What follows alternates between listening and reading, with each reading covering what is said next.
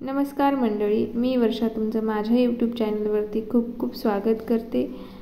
आज आपण पालकच्या भाजीपासून एक रेसिपी बनवत आहोत। त्यासाठी मी एका जुडीतली अर्धीच पालक घेतली, ती 2 ते 3 वेळेस स्वच्छ पाण्याने धुवून घेतली आणि आता आपण याला बारीक कट करून घेतले। आता याला एका भांड्यामध्ये काढून घ्यायचे आणि त्यामध्ये आपल्याला लागण्यासाठी जो मसाला आहे किंवा आपल्याला जी चटणी बनवायची ती बनवून घेऊया।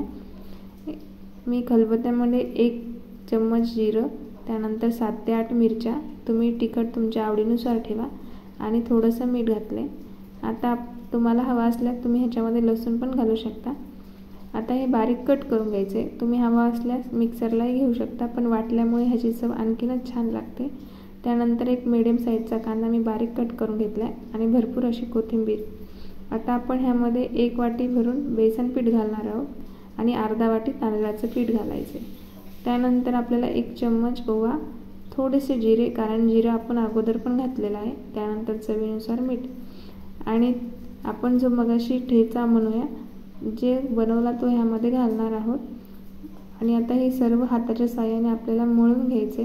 थोडीशी एक चिमूटभर हळद घालायची आणि ह्यामध्ये आपण मळून घेणार आहे, कारण पालक आणि कोथिंबीर आपण धुतलेली असल्यामुळे त्याला थोडंफार पाण्याचं प्रमाण असतं, त्यामुळे अगोदर आपण हाताने मळूया। जर आपल्याला आवश्यकता वाटली तर पाणी घालायचं, नाहीतर घालायचं नाही। मी अगदी 2 ते 3 चम्मच एवढंच पाणी घातले, कारण थोडंसं पीठ कोरडं वाटत होतं मला। आणि आता हे परत आपण घट्ट असं मळून घ्यायचे, जास्त पतलं करायचं नाही। असे घट्ट मळल्यामुळे आपण जे ह्याची भजी बनवणार आहोत ती अगदी मस्त आणि खायलाही तेवढीच खमंग कुरकुरीत होतात। तुम्ही ही रेसिपी नक्की ट्राय करा। चॅनलवर नवीन असाल तर प्लीज चॅनलला लाईक, शेअर आणि सबस्क्राईब करायला विसरू नका। हे बघू शकता, याप्रमाणे आपल्याला हे घट्ट असं मळून घ्यायचे।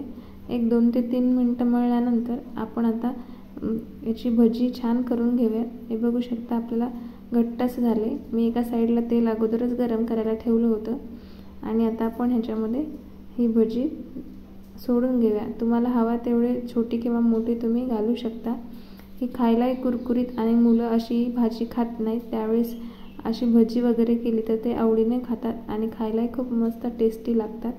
तुम्ही ही रेसिपी नक्की ट्राय करा आणि मला कमेंट करून सांगा की तुम्हाला माझी रेसिपी कशी वाटली ते।